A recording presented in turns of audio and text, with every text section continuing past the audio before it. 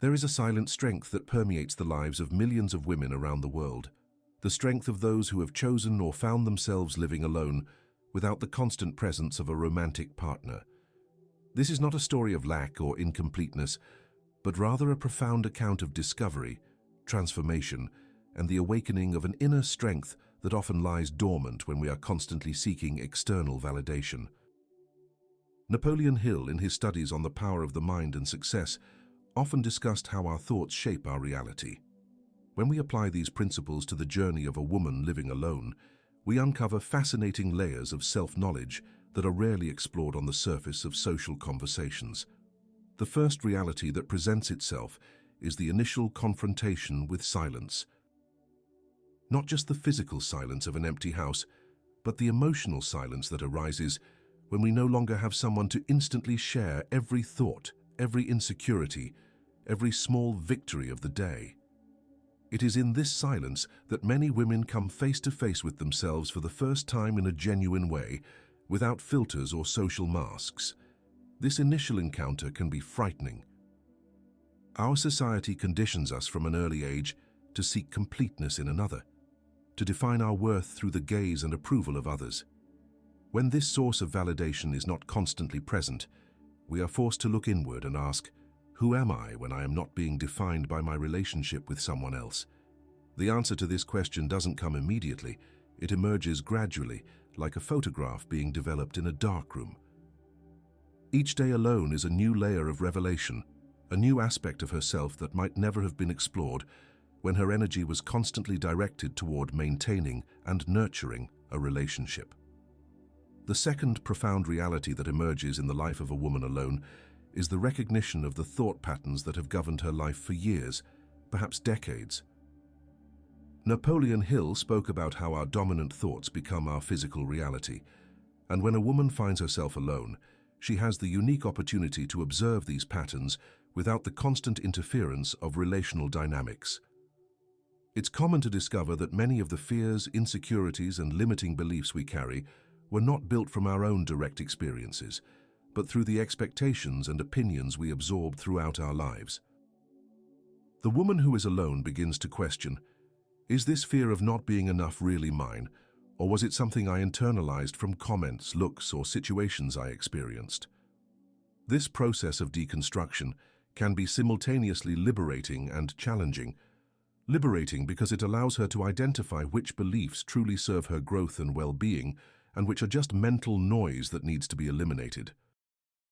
Challenging because it means taking full responsibility for her own happiness without being able to place the task of making her feel complete or valued in someone else's hands. Solitude, then, becomes a strict but compassionate teacher. It teaches that true companionship begins with the ability to enjoy one's own presence, to find peace and contentment in one's own energy. Many women discover they have spent years running from themselves, filling every moment of silence with distractions, relationships, or activities that prevented them from truly getting to know themselves. When this escape is no longer possible, when the silence becomes inevitable, something magical happens. The woman begins to realize that she herself is interesting company, that her thoughts are valuable, that her ideas deserve to be explored and developed, regardless of whether she has someone to validate them. The third reality that unfolds is the silent revolution of self-love, a concept that is often misunderstood or trivialized in our culture. For the woman living alone, self-love isn't a weekend practice or a mantra repeated in front of the mirror. It becomes a necessity for emotional survival and eventually a refined art form. Napoleon Hill wrote extensively about the importance of self-confidence and a positive self-image in achieving any form of success in life. On the solitary woman's journey, these concepts gain extraordinary practical depth. She learns that self-love begins with small acts of kindness to herself, preparing a special meal even if it's just for one person, decorating her space in a way that reflects her authentic personality, celebrating her small achievements without waiting for someone else to acknowledge them. But true self-love goes beyond these external manifestations. It develops in the ability to forgive herself for past mistakes, to honor her boundaries and needs without justifying them to others, and to cultivate an inner voice that is supportive rather than critical and destructive. This process often reveals old emotional wounds that were being masked by the constant presence of relationships. Issues of abandonment, fear of rejection, and excessive need for approval, all these dynamics surface when there is nowhere left to hide. The woman who is alone necessarily becomes her own therapist, her own best friend, and her own source of comfort. Interestingly, by developing this capacity to genuinely love and support herself, she paradoxically becomes more attractive and magnetic to healthy relationships in the future, not because she is seeking completeness in another, but because she is offering a whole, complete, and emotionally mature person to any connection she may establish. The fourth reality that emerges is the discovery of her own creativity and creative potential, which often lies dormant when our energy is constantly divided between our needs and those of a partner. Napoleon Hill spoke of the importance of having a definite purpose in life, and for many women living alone, this period becomes a unique opportunity to rediscover or discover for the first time what their true individual purpose is. Without the constant negotiations that characterize life as a couple, where to go for dinner, what movie to watch, how to spend the weekend, the woman alone has full access to her own internal compass. She can follow her curiosities without explanation, explore hobbies that might have been considered strange or pointless by a partner, and dedicate substantial time to developing talents that had been neglected.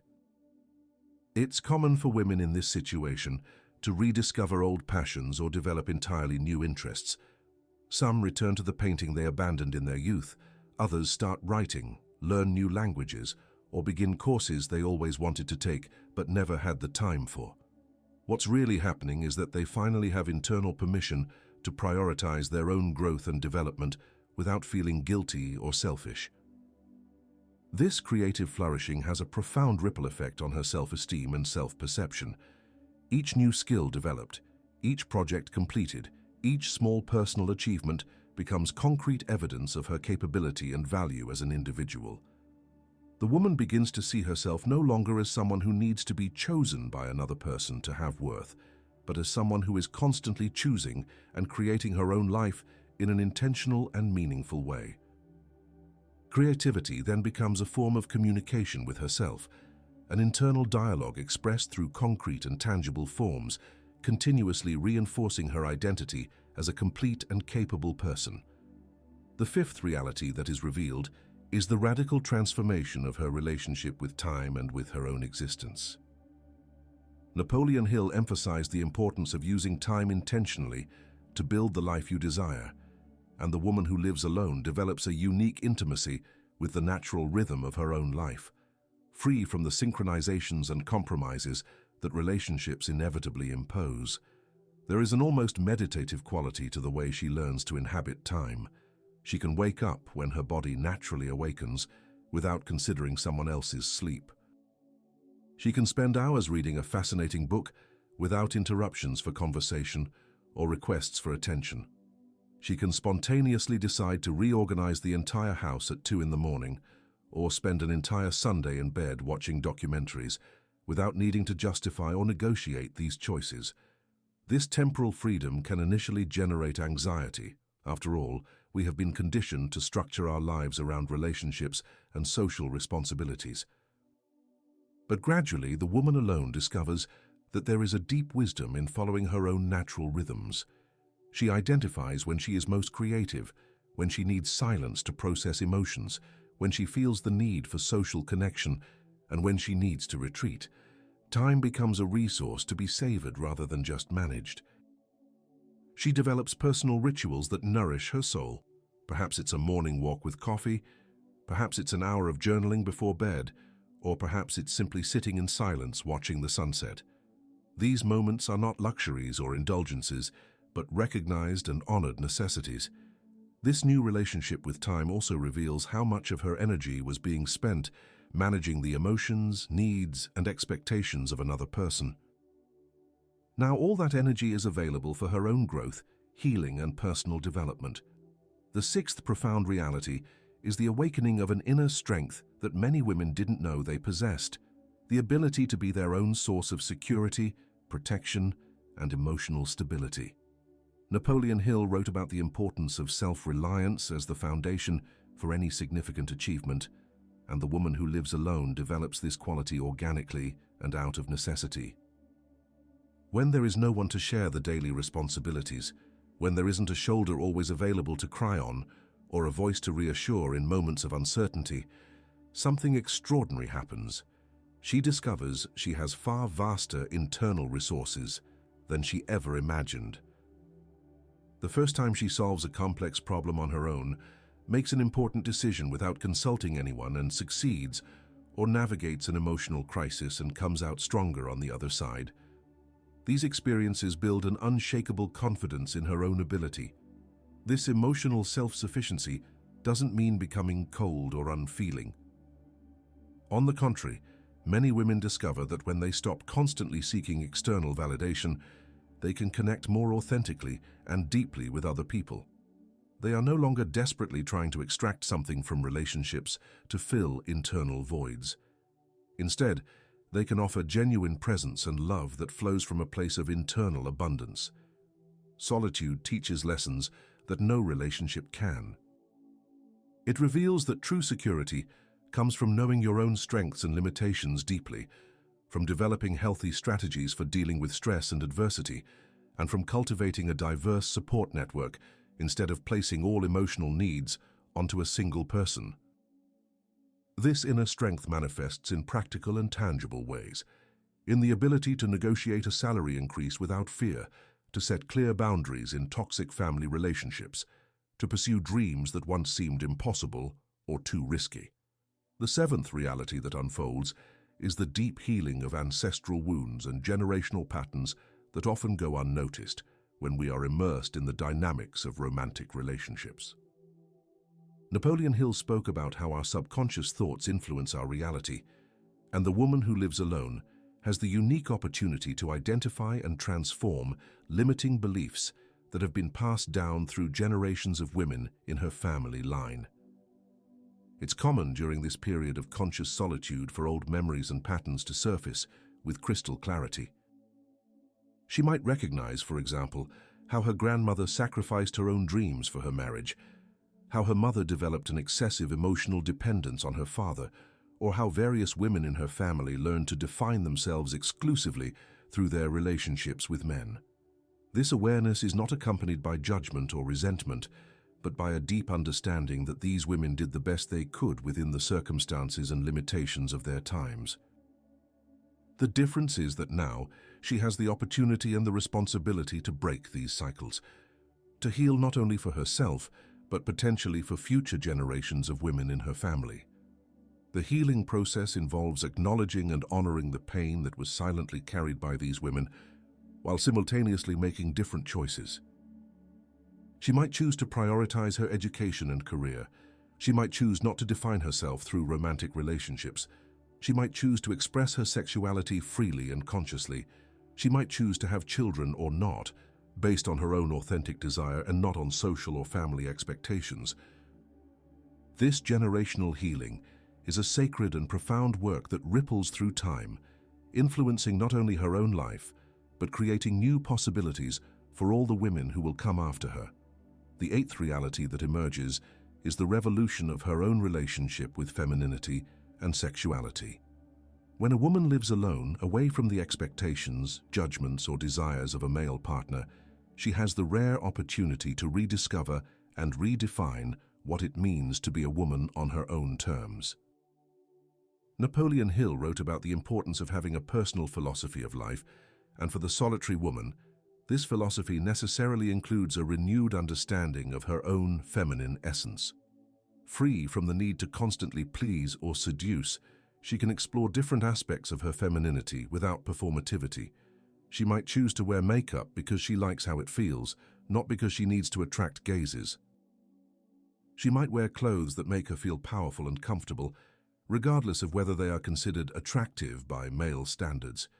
She can express anger, ambition, intellectuality, vulnerability, the full range of human emotions, without fear of being considered too intense or unfeminine.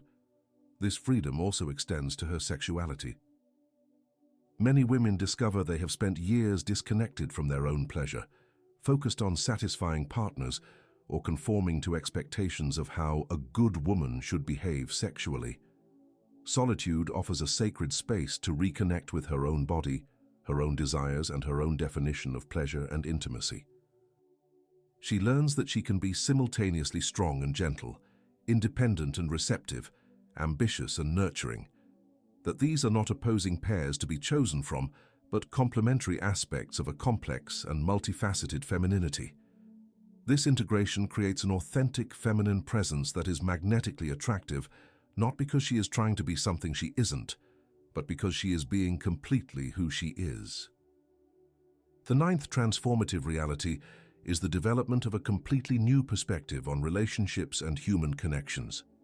Napoleon Hill frequently wrote about the importance of carefully choosing the people with whom we associate, and the woman who lives alone develops a refined discernment about the quality of connections she wants to cultivate in her life. When you are no longer desperately searching for a partner to fill emotional voids, when you have already developed a solid relationship with yourself, your approach to relationships transforms radically. You begin to attract and choose connections based on genuine compatibility, mutual respect, and shared growth, rather than on need, lack, or fear of loneliness. This woman learns to value quality over quantity in all her relationships. She prefers to have a few true friends who know and support her authentically, rather than many superficial connections that only serve to fill time or create an illusion of popularity. She becomes selective, not out of arrogance, but out of self-preservation and self-honor. She knows the value of her energy and time, and she chooses to invest them consciously. Paradoxically, this selectivity makes her more open to genuine connections. When she isn't operating from fear or need, she can show up authentically in relationships without masks or pretenses. This creates a natural magnetism that attracts people who are also on journeys of personal growth and authenticity. If she eventually chooses to become romantically involved again, it will be from a completely different place. It won't be to find her other half, for she has already discovered she is whole, but to share her completeness with someone who has also discovered their own. This foundation creates extraordinarily healthy and evolutionary relationships, where both people grow together rather than limiting each other. The 10th and perhaps most profound reality is the discovery that living alone is not a temporary state to be tolerated until you find someone, but a valid, rich, and deeply satisfying life choice that can be embraced permanently or for as long as the soul needs.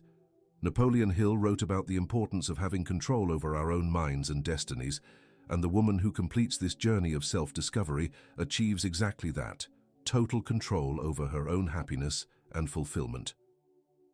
She understands, finally, that completeness never came from the outside, and it never will, that all the happiness, peace, and love she sought in relationships were always available within her, waiting to be discovered and cultivated.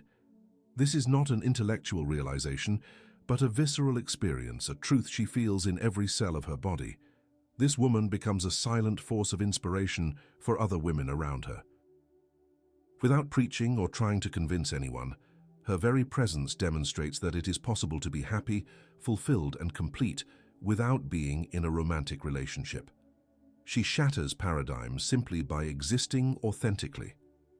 The most beautiful part of this journey is that it doesn't end with a rejection of relationships, but with a renewed understanding that any future connection will be a bonus, not a necessity. She can choose to share her life with someone from a place of abundance and joy, not from lack or fear.